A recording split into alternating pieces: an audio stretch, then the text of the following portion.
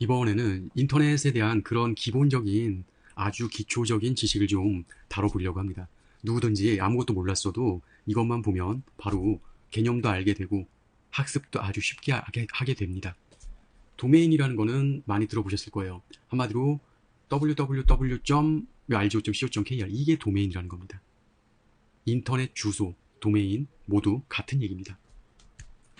뭐뭐뭐.com, 그러니까 뭐뭐.com 또는 뭐뭐.net, 뭐 co도 있고 co.kr도 있고 여기에 나온 거는 빙산의 일각이에요. 상당히 도메인이 국가별로도 있고 많아요. 이 점이라는 게 이전에가 도메인 주소입니다. 이 점 이후는 이거는 단넷이고 통신이고 국가기관이고 정보고 학교고 뭐 이런 게 있어요. 그래서 일단 그거를 통틀어서 인터넷 주소, 도메인이라고 하는 겁니다. 그러면 도메인을 어떻게 만드느냐? 무료로 만들 수는 없는가? 물론 무료로 만들 수도 있죠. 일반 포털에서도 도메인을 줘요. 여러분의 아이디를 이용한 부분으로. 근데 상업적으로 써야 된다. 정식 도메인을 취득하고 싶다. 그러면 네이버나 구글에서 도메인이라고 검색하면 웹 호스팅, IDC 이런 업체들이 광고가 쭉 나와요. 그 중에서 원하는 대로 들어가면 됩니다. 요거는 제가 말로 하는 것보다 훨씬 이해가 빠를 거예요. 인터넷 도메인이라 해서 뭐 이런 사항들이 있는데 이 웹페이지를 궁금하시면은 도메인에 대해서 무엇인지 차근차근 학습할 수가 있고요.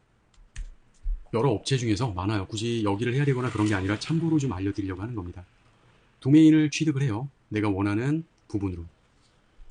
요거는 연결제예요. 1년에 이 도메인을 구입했을 때 샵이라는 모모.샵이라는 거고 모모.com 아까 보셨던 요런 끝자리 부분인데 여기서 내가 원하는 도메인을 취득을 하죠.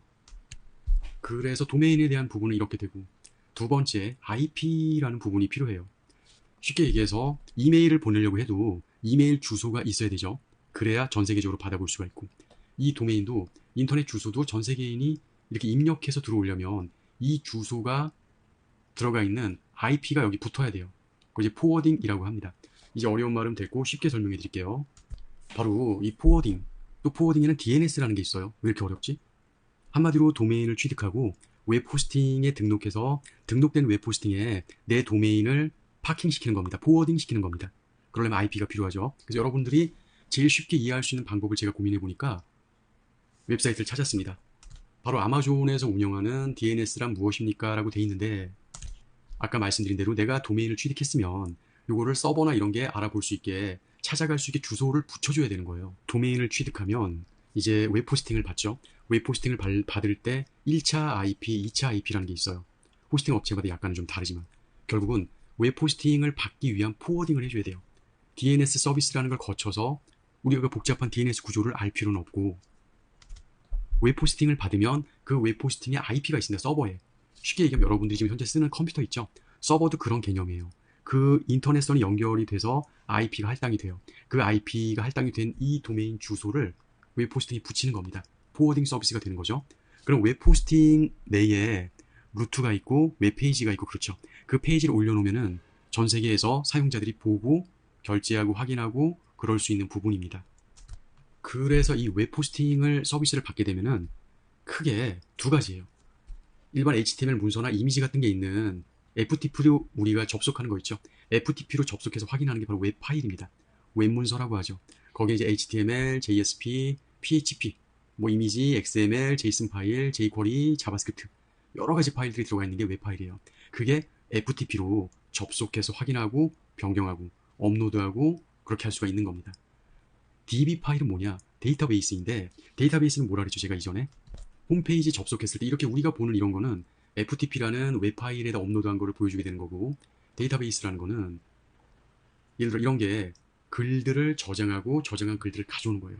이게 뭐 SQL 서버다 이렇게 얘기할 수 있는데 데이터베이스라고 얘기하면 빠를 겁니다. 이전에 처음에 알려드렸던 것처럼 백엔드, 프론트엔드는 FTP로 접속하고 백엔드는 데이터베이스로 관리하게 되는 거예요. 그럼 이제 마지막으로 웹호스팅에 CDN은 뭐냐? CDN은 한마디로 웹호스팅에 서버가 있는 IDC 센터라고 있습니다. IDC 센터라는 거는 인터넷 데이터 센터입니다.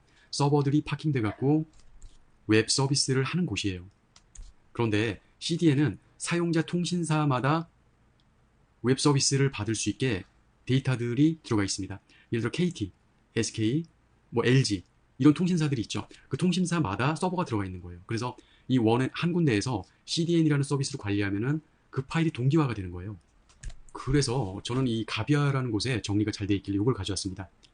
CDN은 뭐냐면은 한마디로 데이터베이스가 아니라 이미지, 영상 여기 써 있죠. 이런 사항들.